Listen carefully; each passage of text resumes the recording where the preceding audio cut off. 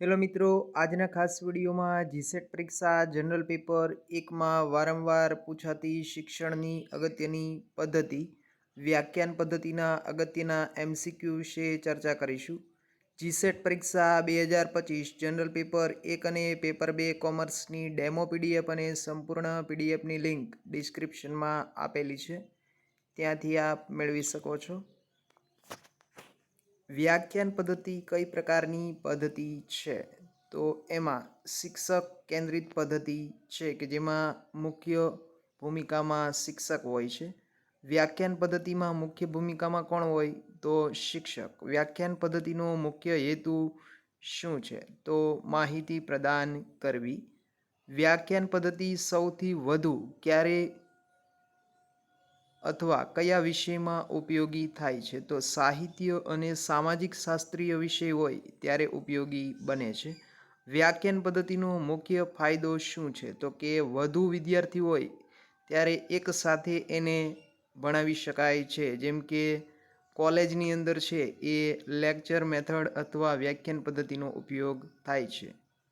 વ્યાખ્યાન પદ્ધતિમાં શેની ખોટ હોય છે? એટલે કે એની મર્યાદા શું છે? તો કે પરસ્પર દરેક સાથે સંવાદ કરવો શક્ય નથી. વ્યાખ્યાન પદ્ધતિનો ઉપયોગ ક્યારે થાય છે અથવા ક્યારે કરવામાં આવે છે?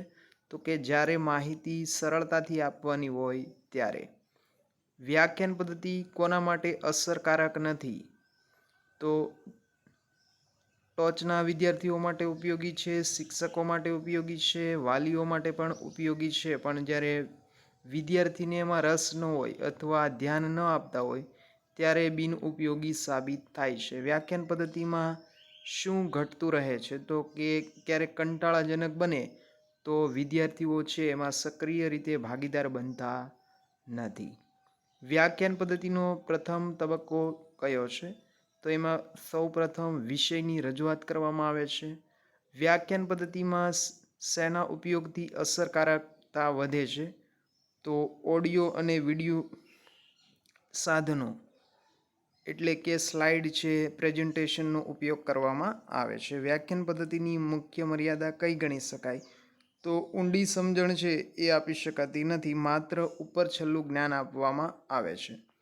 વ્યાખ્યાન પદ્ધતિ વધુ અસરકારક ક્યારે બનાવી શકાય? જ્યારે શિક્ષક છે એ યોગ્ય ઉદાહરણ દ્વારા વસ્તુ સમજાવે તો એને વધુ અસરકારક બનાવી શકાય. વ્યાખ્યાન પદ્ધતિ કઈ રીતે શીખવવા માટે યોગ્ય નથી? તો કુશળતા વિકસાવી હોય ત્યારે ઉપયોગી નથી.